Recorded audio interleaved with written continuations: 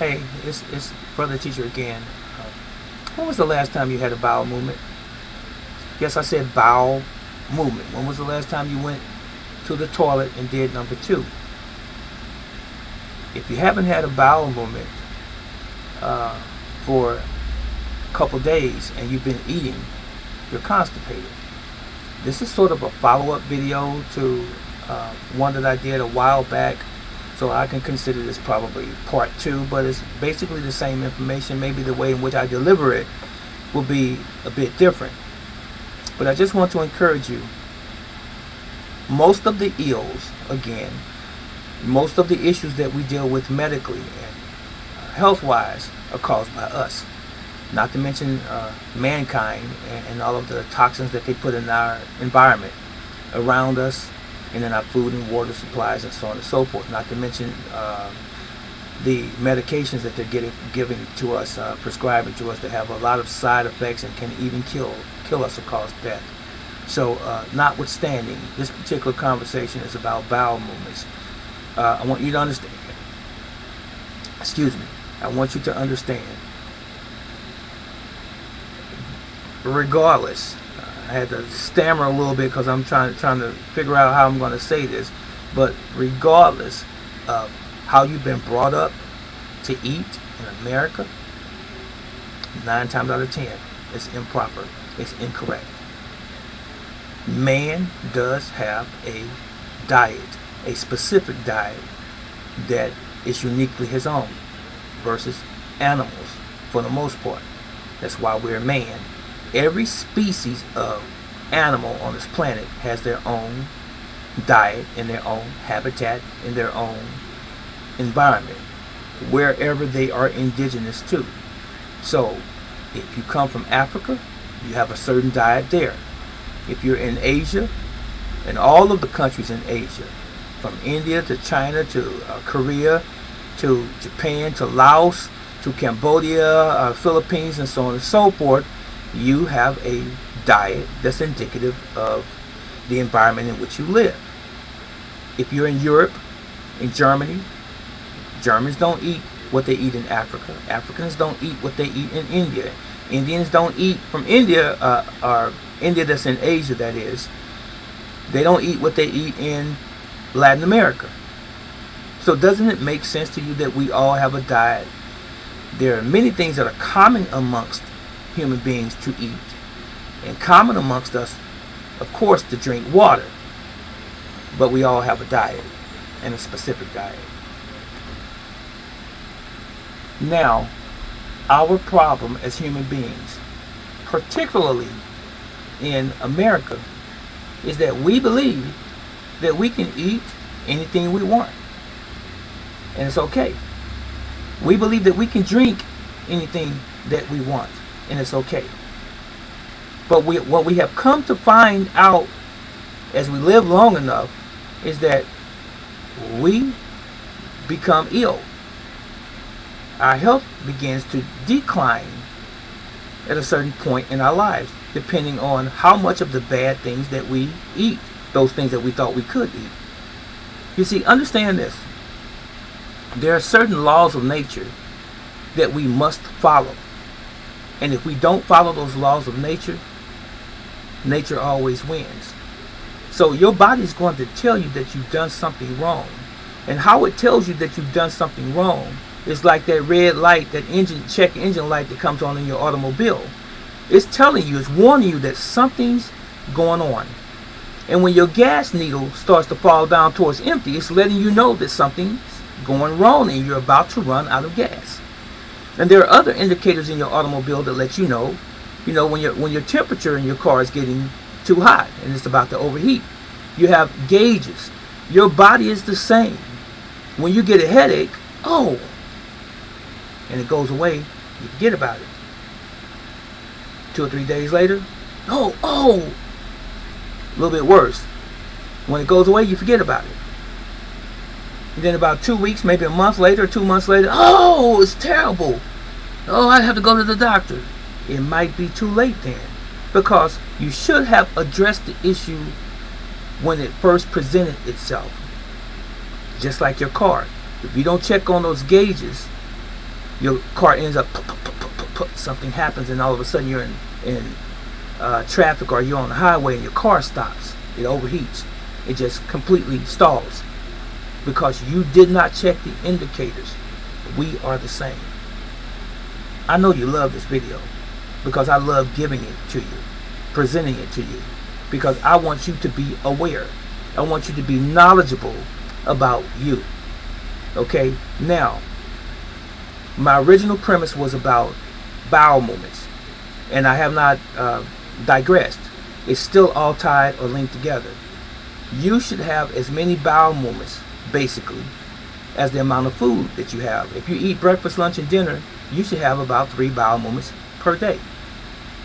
You should. And if you're not having a bowel movement every single day, guess what? The food is in your intestinal tract and it's backed up. That's why you start developing a belly. That's that transverse colon that goes across the top and is swelling because it's full of fecal matter. It's full of undigested food because you're eating improperly. Some foods were not made to be combined. Did you not know that? And as many of you already know, I've said this before, man originally didn't eat meat. But a lot of us nowadays, we eat a lot of meat. When you have too much animal flesh in your body doesn't have enough hydrochloric acid to break it down. It doesn't. It just can't do it. Only about 10% of that it can actually break down and try to assimilate. It breaks down plant protein easier. Why? Because it's almost digested anyway.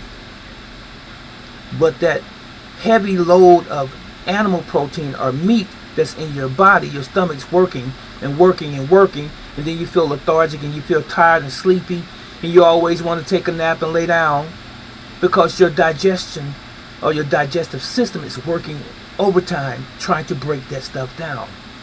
And I'm only talking about meat. Milk is another one.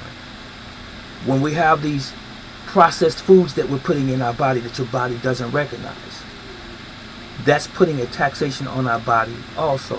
And so this food gets backed up into your intestinal walls, and it's moving real slow like a traffic jam. And then you're constantly eating, and it gets backed up even more and more and more. Then a lot of times people go and take an enema, or a lot of times they go and take a laxative to try to push it out, which does even more damage to you because it's not natural, the laxatives, unless it's a natural laxative like prune juice. Prune juice is real. It's real juice from a prune, okay, if it's organic. But things like X-Lax and Phenaments and things like that, no, that's not natural. These things are too aggressive to your body. They're not natural, and then they're going to cause inflammation on the inside of our bodies as well. So what you saying, brother teacher? I'm saying this. The bulk of your diet should be dominated by plants, vegetation, fruits, beans, legumes, things that are natural, not processed foods, not white sugar, not white rice, not white flour, not artificial anything. Let me ask you this question before I part, and I love you. I want to say this to you right now. Are you artificial? We're on a journey, ladies and gentlemen. We are absolutely on a journey, and I am as well, because some of these things I still intake a little bit because I have not always known this. I've been studying for years, and I'm just dropping things off as time goes and letting it go. But let me get back to my question again. Are you natural? Are you a natural creation? If your answer is yes, then why are you putting things in your body, in your temple, that's not natural? It's only going to have an adverse reaction. And that is where asthma, allergies, leaky gut, other intestinal issues, heart problems, stomach problems, diabetes, obesity, other things that aggravate our bodies, thyroid issues, all of these things, liver problems, kidney problems, and the list goes on and on. All of these things are a result of us mistreating this thing called the human body, called us. This is the thing that houses our spirit, our body, and we must take care of it if we want it to take care of us, and if we want to be around for many, many more productive years. Do you follow what I'm trying to tell you? I'm trying to tell you that I care about you genuinely. And a lot of these things, a lot of these nuggets of gold that I'm sharing with you, I didn't always know. But as I have lived, I've had conditions, I've had situations, and I've seen people pass away as a result of diseases, various types, and even cancer. It's not a pretty thing. And I went on a quest a long time ago that if I can alleviate some of the pains that we go through in this life, especially that which I can control, then I would do just that. If I could eradicate a lot of things from myself and my family, I would do just that. But I want you to know that you are my extended family as well. And I'm trying to help you conquer these things that have been habits for most of us for hundreds of years. Okay? That was it. So when you have a bowel movement again,